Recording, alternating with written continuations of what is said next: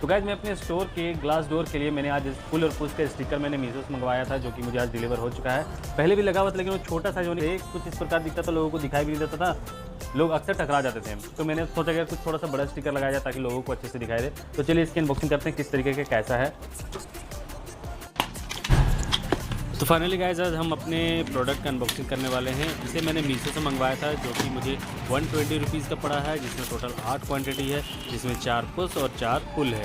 अगर इस स्टिकर की बात करें तो मुझे काफ़ी ज़्यादा अच्छा लगा, क्योंकि ये ब्लैक बैकग्राउंड के साथ गोल्डन प्रिंटेड के साथ देखने को मिल रहा है, जिसमें काफ़ी ज़्यादा एक एलिगेंट वाइब फील करवा रहा है। तो गाइस आपको कैसा लगा कमेंट बॉक्स में ज़रूर बताएं।